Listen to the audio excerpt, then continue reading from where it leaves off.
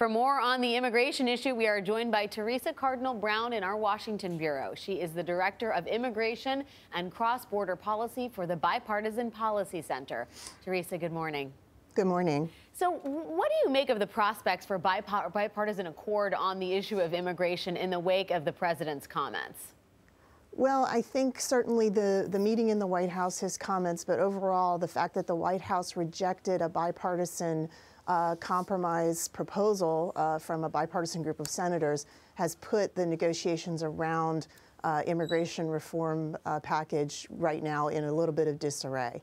The Republicans have said for a long time that they need to know exactly what the White House needs in order to move forward. The fact that the president said that he would not agree to what was in that bipartisan proposal means they're starting in a little bit anew with a new set of negotiations, and they don't have a lot of time to get it done. Theresa, what does it mean to Dreamers and temporary protected status recipients to have this immigration battle in limbo? Well, you know, as the administration announced the end of the DACA program for Dreamers, they knew that at that moment they had an end date on their ability to work and stay in the United States without fear of deportation. And as the announcements of TPS countries have come out, the same for the TPS holders. So on a personal level for them, they are literally in limbo.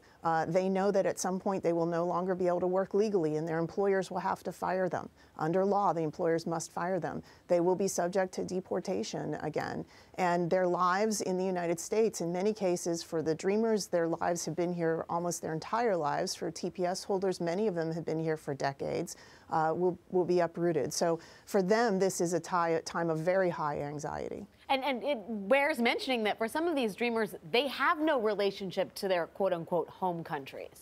Exactly, exactly. If they came here as small children, they are born and raised here, they speak English here, they learned our civics and history in high school. They may or may not have relatives back in the country that they are technically nationals of. You know, we know already that in some places like in Mexico, they're having kids who have lived in the United States a long time deported with parents who don't know enough Spanish to be educated there. So it really is about you know, whether or not we accept that these people are simply American and everything but papers. You wrote late last year, Theresa, that a DACA fix in 2018 would be too late. What did you mean by that? Well, one of the things to understand, the president said that the DACA program would be terminated as of March 5th. But what he really meant was that as of that date, the government would not accept any more applications for renewals, and anybody whose status expired after that date would not be able to renew. But right now, the government is not accepting new applications for DACA status, is no longer accepting any renewals. So people are losing status right now. Even if Congress were to pass a legislative program today, it will take a while for the administration to implement that program. It may require new forms, fees, regulations. They'd have to allocate adjudicators and resources, figure out what the requirements would be for approval or disapproval of these applications. That all takes time.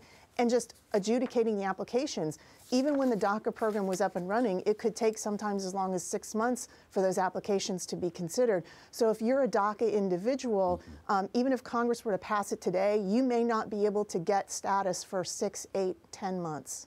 So much at stake here. Theresa Cardinal Brown in Washington, thank you for being with us this morning.